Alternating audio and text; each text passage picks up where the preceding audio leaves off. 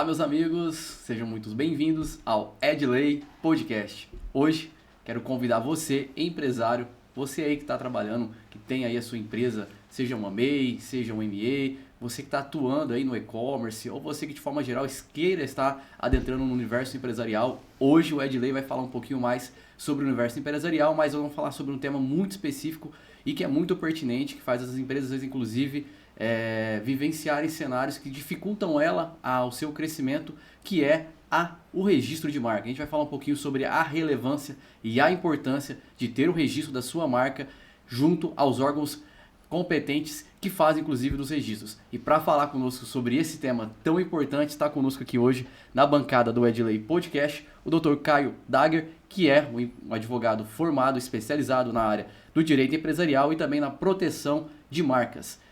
Dr. Caio, meu amigo, seja bem-vindo ao Edley. Uma alegria ter você conosco aqui hoje. Bom dia, Josuel. É uma alegria minha estar presente aqui, convite seu, convite de outros advogados, para poder falar um pouco do direito, um pouco do empresário, dessa proteção da marca. Com certeza. Estou à disposição. É isso daí. A gente estava falando nos bastidores aqui um pouquinho, né, sobre que ele tem um pouquinho de timidez, mas com a voz dessa, num ralador de queijo igual esse daqui, fica muito bom ouvir você falar.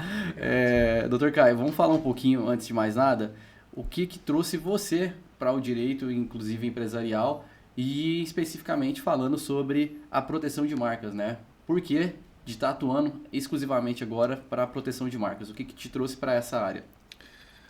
Josuel, a proteção de marcas hoje é um nicho que eu faço dentro do direito empresarial que é gigantesco, né? Sim. Essa influência que eu tive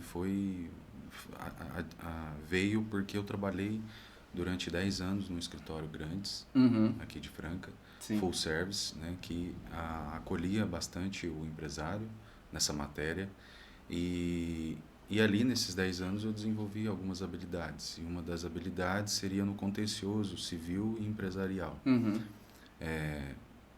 Advogando em causas de concorrência desleal e proteção de marca, Sim. mas na justiça, né, no judiciário.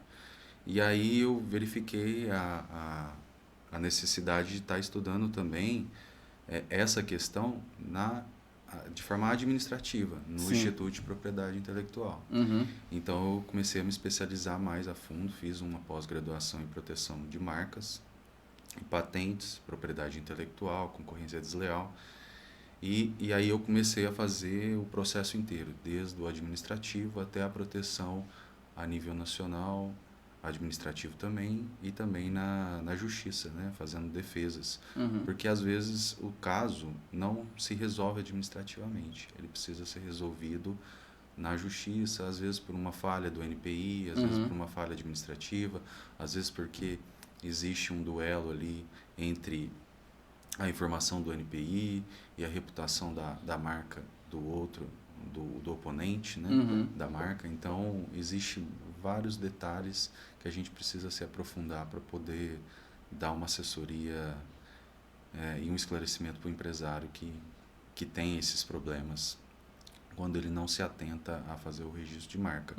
Então, hoje eu tenho meu escritório há 1 ano e meio, eu saí desse escritório que eu trabalhei já há quase 10 anos, né? Quase inteiro 10 anos, foram 9 anos e alguns meses. Sim.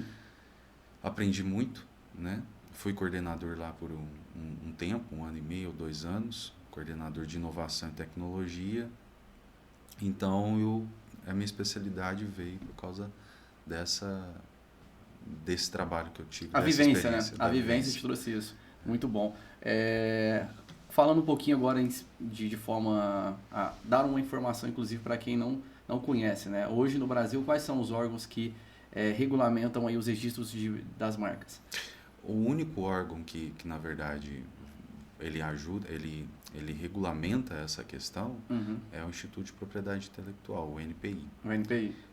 Porque antigamente não existia o NPI, ele veio para regular isso, para não abarrotar de casos, né, de processos, de discussões do judiciário. Então, ele foi criado assim como o PROCON foi criado, para tentar resolver isso de uma forma mais harmoniosa, sem precisar ficar batendo na porta do judiciário. Ah, sim. Então, e aí ele acabou se aprimorando E hoje você, por exemplo, para você registrar uma marca, é a mesma coisa que um judiciário. Só que é um judiciário, vamos dizer, da marca. Sim. Então, o NPI ele tem toda uma plataforma de tecnologia que hoje, inclusive, tem a ajuda de inteligência artificial para ajudar esse mecanismo de triagem das marcas que entram para registro.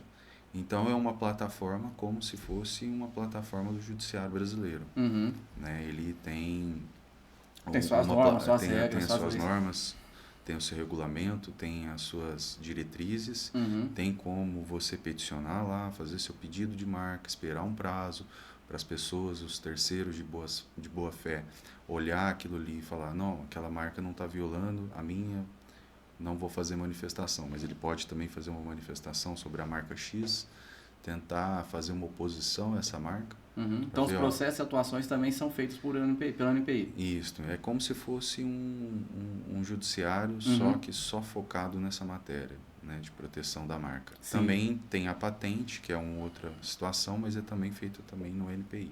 Certo. Agora vamos falar diretamente assim com quem talvez...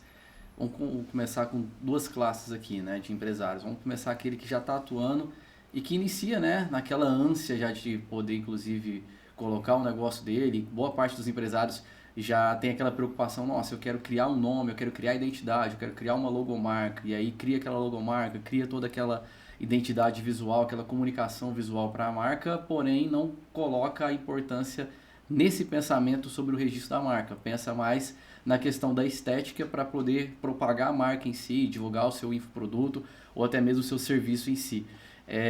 Nessa fase, o que você considera importante? Já ter a cautela de se pensar no registro da marca ou só realmente essa criação? Porque eu vejo muitos cenários, tem inclusive alguns amigos que já tive essa, vamos dizer assim, essa falta dessa preocupação e, consequentemente, a pessoa fez o lançamento da marca, porém já existia uma marca igual a dela, só que no outro segmento. E aí no segmento dele não poderia trabalhar porque ele fez a outra marca tinha feito um registro nacional.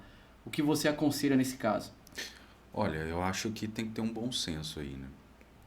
O empresário que começa um negócio novo, seja produto, seja serviço, né? Porque o NPI, só para ficar claro, ele protege tanto o empresário que trabalha com serviço ou produto, né? Tem várias classes lá, você escolhe o que você vai vender, o que você vai trabalhar. Então, você pode registrar tanto um serviço quanto um produto. E quando o empresário pensa nessa ideia, ele precisa ter um time ali. Ele pode começar a trabalhar, às vezes, de forma informal, mas não pode perder o time, porque às vezes eu lido com empresário, eu advogo para empresário, eu sei que é difícil, às vezes, jogar os custos todos de uma vez para a questão do investimento. Tem que ter um bom senso.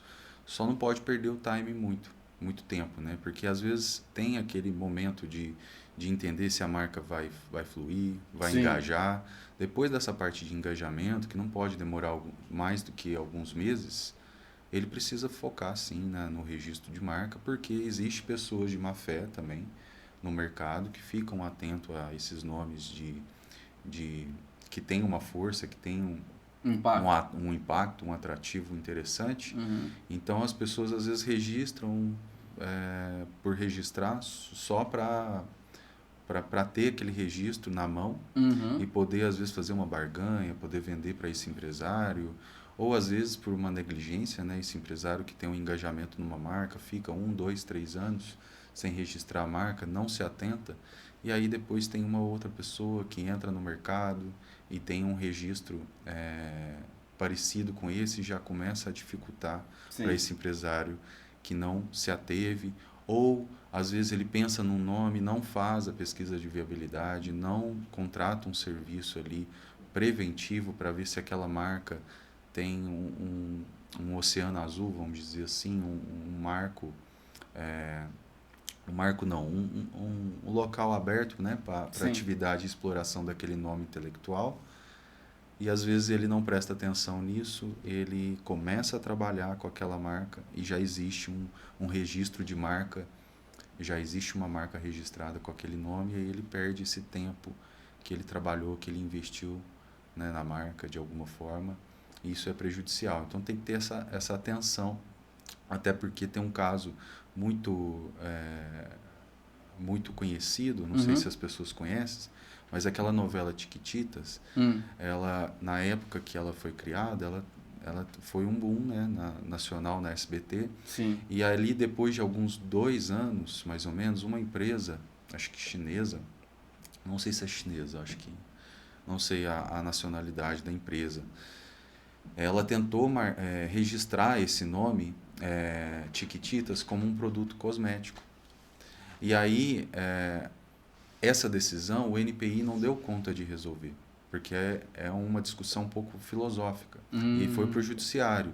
E ali se entendeu que essa empresa, que não tinha nada a ver no KNAI lá da empresa, ela queria usar o boom do nome para ter aquele nome protegido, para depois pensar se ia criar uma linha ou alguma coisa, explorar aquele nome. Só que o nome era da Jequiti, se eu não me engano, ou da SBT. Então o processo foi para a justiça e ali se demonstrou que, na verdade, ela tentou desvirtuar isso. Ela tentou registrar uma coisa que a Chiquititas também não era registrada, da SBT, se eu não me engano. Mas, mesmo assim, se verificou a questão, a moral por detrás dessa história. Né? E aí o judiciário foi em prol da SBT ou da Jequiti, não lembro agora. Mas é interessante isso, não Com é certeza. Só ir registrar a marca, tem que ter um justo motivo para registrar a marca. Tem que, por exemplo, quando a gente vai registrar um produto que tem a ver com suplemento, medicamento, talvez o NPI vai te exigir que você comprove o exercício legal daquela profissão, o exercício legal daquela atividade. Então, o NPI é como se fosse um judiciário. Ele vai te exigir algumas coisas. Por quê? O NPI vem evoluindo. Não existia NPI, agora existe o NPI há muitos anos. Ele começou a se aprimorar, começou a desafogar discussões bestas no judiciário, que poderia se discutir numa plataforma própria. E agora ele vai criando também mecanismos de identificar fraudes, de identificar pessoas que tentam registrar marcas com fonéticas parecidas. Que tenta se apropriar de uma forma ou outra. De alguma forma, né? Então, e mesmo que se consiga, existe uma outra discussão que é fora do NPI quando existe essas situações. Que ele avalia mais a idoneidade da situação, Exato. Né? A idoneidade. Muito bom. Relevante bastante, inclusive, esses pontos que você colocou. E agora colocando aqui um cenário de um empresário que talvez já esteja com a sua marca já registrada, né? E como que funciona as patentes, né? Porque a gente sabe, eu vou citar uma de exemplo, Franca tem uma empresa que conseguiu patentear internacionalmente, que é a Ivomac. Um tempo atrás ela patenteou e inclusive você vê nas próprias máquinas delas, né?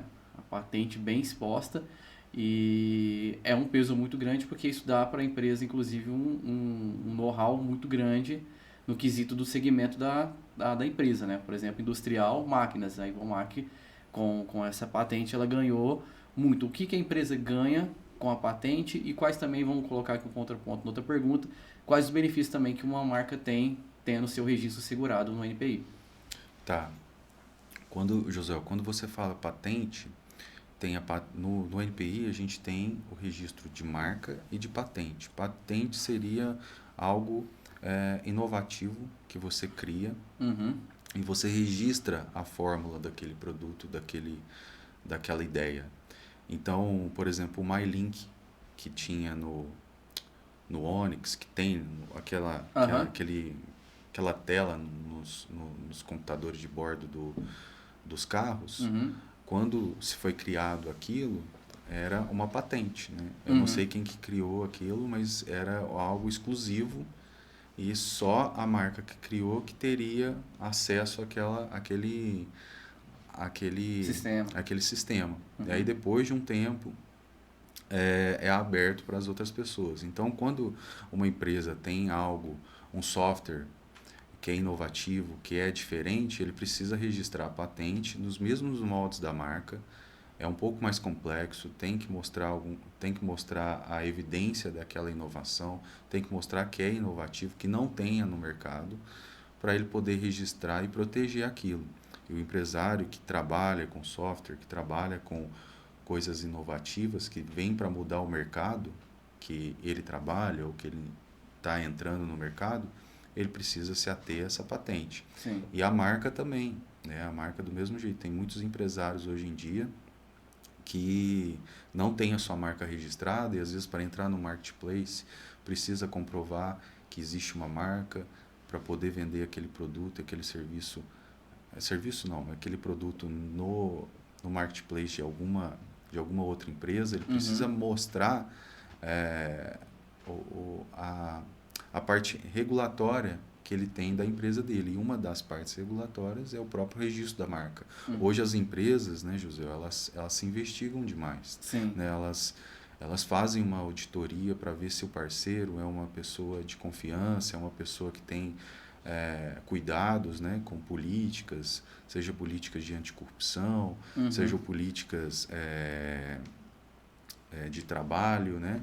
De tudo, né? Então o compliance é muito forte hoje. Sim, então as empresas, por exemplo, o marketplace, hoje ela investiga o parceiro dela, e uma das portas dessa investigação, dessa auditoria, é o próprio registro da marca. Será que o empresário ele se ateve em registrar a marca dele para ele poder vender aqui na minha plataforma?